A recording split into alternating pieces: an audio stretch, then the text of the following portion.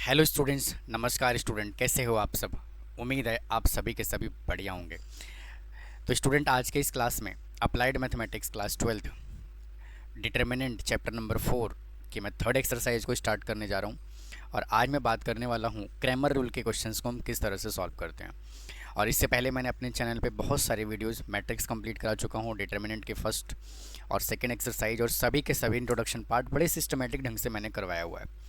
तो आप उन सभी वीडियोस को कंसिडर कर सकते हो, अपने फ्रेंड्स को शेयर कर सकते हो। और हाँ, अगर आप चैनल पे नए हैं तो चैनल को सब्सक्राइब करना ना भूलें और मुझे सपोर्ट करें। तो आइए सेशन को शुरू करते हैं और बात करते हैं क्वेश्चन नंबर फर्स्ट की।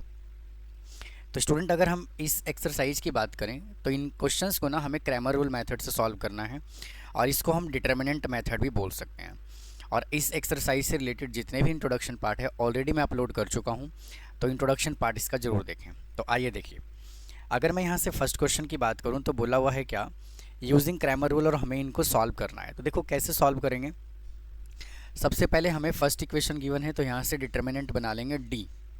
भाई फर्स्ट डिटर्मिनेंट बनाओगे इज इक्वल टू, यानी कि हमें क्या करना है, एक्स और वाई का कोफिशिएंट कंसिडर करना है। एक्स का कोफिशिएंट क्या है 3, वाई का कोफिशिएंट क्या है 1, एक्स का कोफिशिएंट क्या है 1, इसका कोफिशिएंट है 2। ठीक है।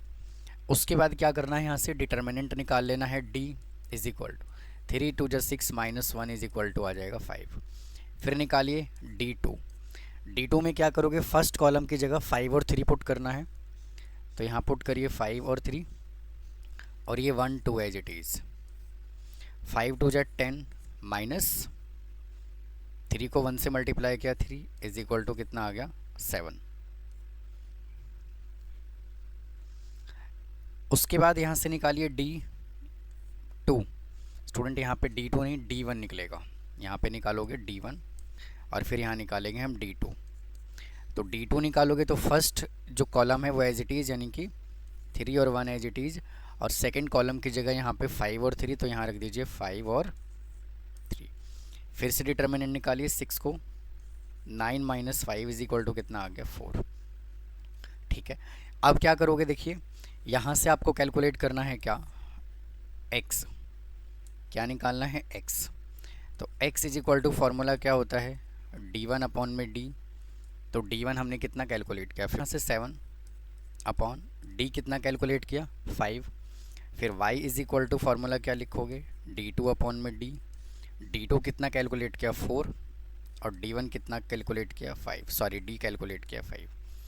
तो स्टूडेंट, हम डिटर्मिनेंट मेथड से 2 3 4 लीनियर इक्वेशन को हम सॉल्व कर सकते हैं। तो यहाँ पे जो हम लीनियर इक्वेशन को सॉल्व कर रहे हैं वो डिटर्मिनेंट मेथड से सॉल्व कर रहे हैं। अगर हम इसके सेकेंड पार्ट की बात करें तो देखो सेकेंड पार्ट में उसने क्या कहा हुआ है, फिर से लिखिए d is equal to X Y का कोफिशिएंट 2 -1 3 और 5। अब यहाँ से d निकालो, 5 2 जा 10 प्लस 3 इज इक्वल टू 13। फिर D1 निकालो, फिर यहाँ से D कंसिडर करोगे, यानी कि D1 इज इक्वल टू, तो देखो फर्स्ट कॉलम में क्या पुट करना है 17 और 6, 17 और 6, और यहाँ पे आ जाएगा -1 और 5 एज इट इज़। तो यहाँ से आ जाएगा 85 प्लस 6 इज इक्वल टू 91। फिर यहाँ से निकालोगे D2। D2 में first column as it is 2 और 3, और यहाँ पे -1 5 की जगह पे 17 और 6। तो 2 6 जा 12 माइनस 17 3 जा 51, तो यहाँ से आ जाएगा माइनस का 39। अब आप x का वैल्यू निकालोगे तो x इज इक्वल टू यहाँ से क्या होगा, D1 अपॉन D। D1 कितना कैलकुलेट किया 91 अपॉन 13, तो यह आ जाएगा आपका 7। और y2 इज इक्वल टू क्या होगा, D2 अपॉन D। कितना निकाला माइनस का 39 अपॉन 13, तो आ जाएगा -3। लो जी, इस तरह से क्वेश्चन को सॉल्व करना है। आइए नेक्स्ट क्वेश्चन पे चलते हैं, देखो क्या कहता है।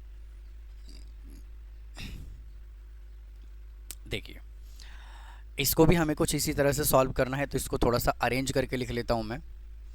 2x minus 7y, 2x minus 7y is equal to 13, और 5x plus 6y is equal to 9। तो डी निकालोगे यहाँ से तो 2 -7 5 और 6, ठीक है। तो आ जाएगा 6 2 जा 12 प्लस 7 5 जा 35 इज इक्वल टू, आ जाएगा आपका कितना 47। फिर D1 निकालोगे, फर्स्ट कॉलम की जगह 13 और 9 पुट करना है, 13 और 9, और यहाँ पे -7 और 6 एज इट इज़।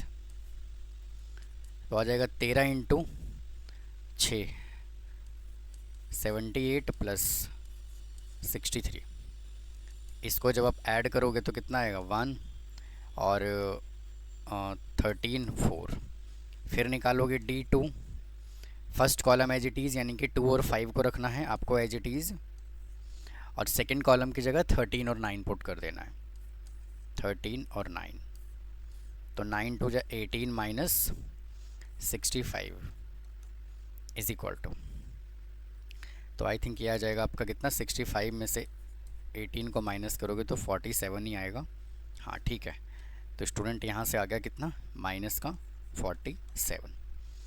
अब यहाँ से क्या करोगे, x और y का वैल्यू निकालोगे। तो x is equal to formula होता है d1 अपॉन डी।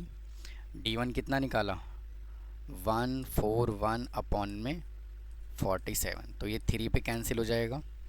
तो x इज इक्वल टू आ गया 3, और y इज इक्वल टू जब आप निकालोगे तो कितना आएगा d2 अपॉन में d, कितना निकाला -47 अपॉन में 47, तो आंसर आ जाएगा -1। ठीक है, आइए अब चलते हैं इसके अगले क्वेश्चन पे। अब इसके सेकंड पार्ट पे देखिए, उसने दिया हुआ है 1/2x। तो देखो स्टूडेंट, इसमें ना थोड़ा सा चेंज करते हैं भाई, थोड़ा सा चेंज करता हूँ यहाँ पर। 1/x को ना मैं यहाँ से 1/x को मैं p ले लेता हूँ, और 1/y को मैं q ले लेता हूँ, ठीक है। तो यहाँ से कितना आ जाएगा 2p प्लस 3q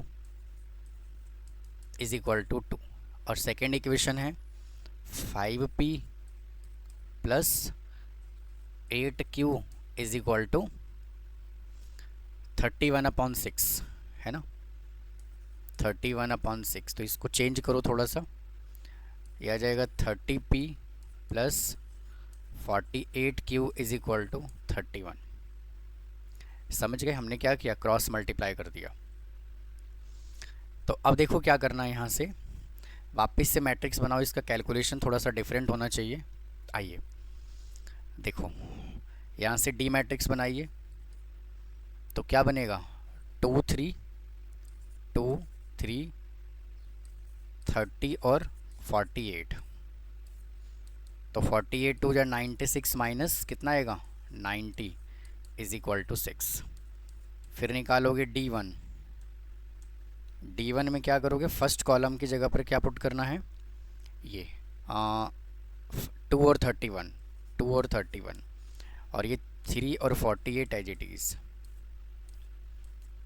तो 48 2 जा 96 माइनस 60 93